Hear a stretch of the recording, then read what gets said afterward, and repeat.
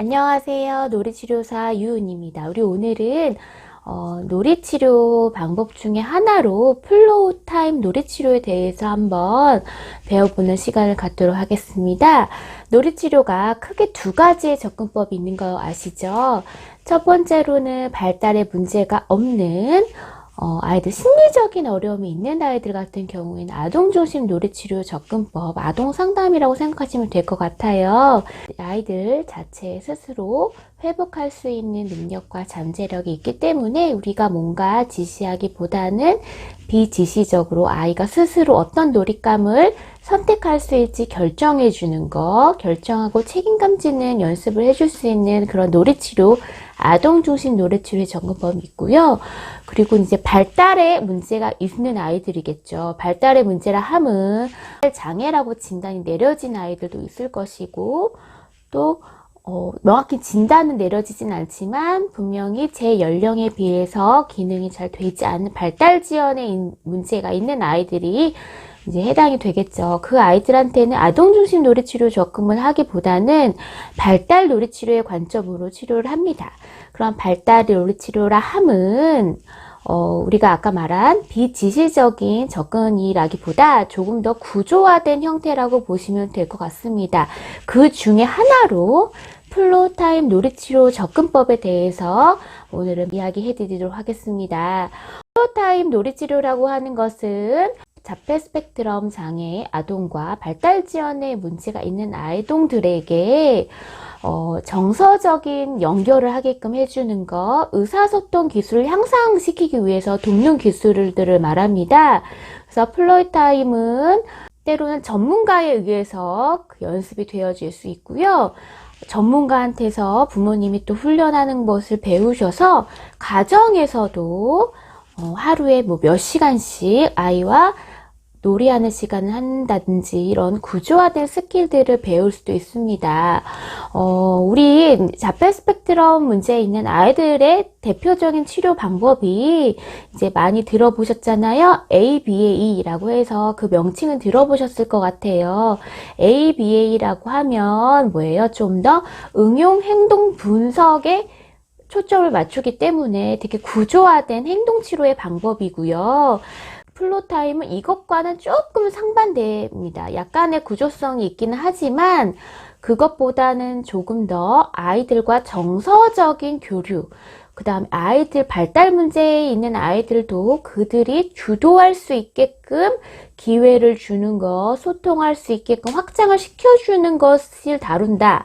는 것이 좀 더 다룰 수 있겠습니다. 그래서 행동치료와 달리 플로우 타임은요, 아동과 청소년이 정서적 교감을 할 수 있는데 집중되게 초점을 맞추고 있습니다. 그래서 이 놀이치료를 통해서 자녀의 정서 및 사회성 발달이 확장이 될 수 있고요. 또 부모님께서 이 기술을 배우다 보니까 가정에서도 많은 시간 자녀와 교류할 수 있는 연습을 통해서 의사소통 기술이 향상이 될 수 있습니다. 아이들은 엄마와의 놀이 시간을 되게 재밌구나. 타인과 교류하는 것은 이렇게 많은 의미가 있구나. 너무너무 조금 즐겁고 유쾌하고 또 하고 싶구나. 더 끈끈하구나. 라는 그런 유대감들을 형성할 수 있습니다. 플로우 타임의 이제 역사를 한번 살펴보도록 하면요. 그린스펀 박사님에 의해서 개발이 되어서 점점 변화가 되어졌죠. 그렇다 보니까 최근에는 발달 치료로만 특화되게 이제 집중되게 할 수 있는 기관이 많이 생겨나게 되고요. 그렇다 보니까 독자적으로 기술들을 프로그램들을 개발해서 적용하는 기관들이 있는 걸 또 알고 있습니다. 플로우 타임은 아이들에게 적절한 행동을 가르치고 배운 것을 강화하도록 보상하기보다는 정서적 연계를 통해서 아이들과 교감하는 게 되게 중요합니다. 그래서 즐겁게 상호작용할 수 있도록 이끌어내는 게 중요합니다. 약간의 구조화된 상호작용을 통해서 아이들은 행동, 인지, 그리고 사회성 기술을 조금씩 배워나가게 됩니다. 이런 것들은 시간의 지남에 따라 플로우 타임은 발달적으로 개인 간의 차이에 따라 관계 기반 개인 모델에 합쳐서 DIR로 불리는 것에 또 영향을 주는 것으로 또 이해하시면 될 것 같습니다. 그러면 궁금하죠? 전문가들만 할 수 있는 플로우 타임이 아니라 엄마인 저희들도 할 수 있을까요? 라고 물음이 있잖아요. 어떻게 하는지에 대한 질문은 대략 20분이라는 시간 동안 플레이 타임 시간을 갖는 겁니다. 그래서 20분이라는 시간 동안 아이들과 주거니 받거니 하는 부분들이 있고, 그 다음에 잠깐 쉬었다가 또 20분을 놀게 하는 겁니다. 짧게 여러 번의 반복된 그 시간을 보내는 것입니다. 저도 현장에서 놀이치료를 하고 있지만 발달 문제 있는 아이들이 주로 오는 시간은 주 1, 2회밖에 되지 않잖아요. 짧게 1시간, 길어봤자 2시간, 일주일에 2시간의 의미 있는 상호작용은 물론 도움이 줄 수 있지만 양적인 면에서 굉장히 아이가 습득하고 수행할 수 있는 연습이 너무 적습니다. 그래서 가정에서 하루에 뭐 2-3시간씩 짧게 20분 놀고 잠깐 쉬고 20분 놀고 잠깐 쉬고 이렇게 짧게 여러 번 놀이하는 기술들을 매일매일 하신다면 아이들이 의사소통하는 주거니 받거니 이 흐름들이 굉장히 많아질 거라고 생각이 듭니다. 그래서 플로타임 시간은 다양한 곳에서 진행이 될 수 있어요. 뭐 거실이나 뭐 사무실이나 가위 방이나 상관없으세요. 많은 장난감이 또 있어 야 되는 건 또 아니기 때문에 1대1로 진행이 되기도 하고 여러 명 집단들과 진행이 되기도 합니다. 플로타임의 목표는 여기에서 말하는 것은 서클이라고 하는 개념이 있습니다. 상호작용의 가장 주되게 서클의 형성이 될 수 있게끔 해주는 겁니다. 예를 들어서 이런 거죠. 제가 여러분께 연필을 하나 주었어요. 그럼 여러분은 연필을 가지고 그걸 살펴보면서 다시 저한테 줄 수 있잖아요. 뭐 말하면서 줄 수도 있지만 던지면서 줄 수도 있을 것이고 등등 살짝 굴려줄 수 있을 것이고, 그럼 저한테 다시 그게 왔잖아요. 그래서 그게 서클 1이 되는 겁니다. 그게 하나의 서클이 되는 거고, 제가 다시 받았던 것을 다시 또 종이에 써서 뭔가 다시 준다 라고 했을 때는 또 아이가 그 종이를 보고 뭔가 끄적거리면서 저한테 준다 라고 한다면 주거니 받거니 그런 서클의 형태가 2번이 형성이 됩니다. 그래서 이런 의사소통하는 부분들의 그 서클의 수를 점점 늘려야 되는 겁니다. 어떤 아이는 서클이 하나, 2개 정도밖에 되지 않는 아이가 있고 똑같이 발달 지연이어도 어떤 아이는 서클 10개 이상이 될 수 있습니다. 그럼 우리는 생각해 보는 거예요. 10개면 얘가 12개, 13개 조금 더 긴밀하게 하나의 공통된 관심사를 가지고 주거니 받거니 할 수 있게끔 노력을 하는 거죠. 예를 들어서 공놀이를 한다라고 했을 때 공놀이를 가지고 상호작용을 하려면 어떤 말이 아니어도 되죠. 굴려주고, 하지만 대상한테 굴려줘야 되는 부분들인 거고요. 그리고 그 대상이 또 다시 되돌려줬다. 그럼 서클 1이 되는 거고, 또 다시 되돌려 받은 공을 또 아이한테 또 굴려줬더니 아이는 또 다시 자기만의 스타일대로 또 저한테 줬어요. 그럼 서클 2가 되는 거고, 그럼 저는 또 그거를 튀겨서 만약에 이렇게도 할 수 있단다 튀겨서 줬어요. 그럼 아이가 그 동을 튀겨서 하는 걸 또 봤기 때문에 그걸 튀겨서 저한테 준다. 그럼 서클 3번, 3이 되는 겁니다. 그러니까 이런 식으로 의사소통의 빈도, 수, 기술들을 익혀나간다 보시면은 될 것 같아요. 그래서 그 소통할 수 있는 그 서클이라고 하는 그 범위들을 점점 원활하게 수행해 나가는 것입니다. 처음에 이제 저희가 이제 치료사가 해줘야 되는 것들은, 치료사 만약에 그걸 배우시는 부모님들은 아이가 잘 관찰하고 아이가 무엇이든 잘 참여하도록 조금 유도를 한번 해주셔야 됩니다. 그 첫 시작은 아이가 전혀 관련 없는 거, 관심 없어 하는 걸 디밀면 아이는 전혀 관심을 보이지 않겠죠. 근데 예를 들어서 아이가 뭔가 돌리는 걸 좋아하거나 헬리콥터에 뭔가 이렇게 프로펠러 돌아가는 걸 했을 때 아이가 의미 없이 돌렸다 라고 했을 때 이제 치료사가 또 이렇게 한번 돌릴 수도 있죠. 근데 그랬을 때 또 아이의 반응을 보는 거예요. 그 의사소통의 어떤 그 서클은 의사소통의 의도가 있는 한, 그것이 언어적인 것이든 비언어적인 것이든 어떤 형태와 반응으로 진행되어도 상관이 없습니다. 그래서 아이들이 때로는 뚜렷한 그 목적과 뚜렷한 내용이 가지고 있지 않더라도 어른들은 아이의 관심사에 기초해가지고 아이가 참여를 할 수 있도록 유도를 하고 이끌어내는 것이 중요해 보입니다. 자폐 스펙트럼 가진 많은 아이들한테는 첫 번째로는 관심을 자신의 세계 바깥으로 나오게끔 하는 것입니다. 자기의 관심사를 다른 사람들과 같이 공유하고 타인과 관계를 맺도록 북돋게 해주는 것이 필요해요. 예를 들어서 뭐가 있을까요? 어떤 아이들은 뚜렷한 목적 없이 어떤 행동을 지속하기도 해요. 바닥에 쿵쿵퉁쿵 두드리는 아이가 있다면 마치 걔는 어떤 의도성은 없었어요. 하지만 그거를 우리는 치료사들을 관찰을 하죠. 아, 얘가 뭔가 쿵쿵쿵 두들기려고 하는 거구나. 뭐든지 자동차를 갖다 놓더라도 쿵쿵쿵 하고 뭐든지 이렇게 손을 두들겨 보는구나 라고 하는 그런 특징을 이해하고 나서 아이를 그거 가지고 어떻게 의사소통을 할 수 있을지, 이끌어낼 수 있을지 보여주셔야 됩니다. 어떻게 할 수 있을까요? 저 같은 경우는 똑똑똑 노크놀이 하는 것처럼 문을 열고 닫기 까꿍 하면서 열고 닫기 하는 아이들한테는 어떤 까꿍 숨기놀이 할 수 있게 그 경험을 하게 해주는 거. 그 다음에 두들기는 아이들한테는 똑똑똑똑 누구세요? 없네요.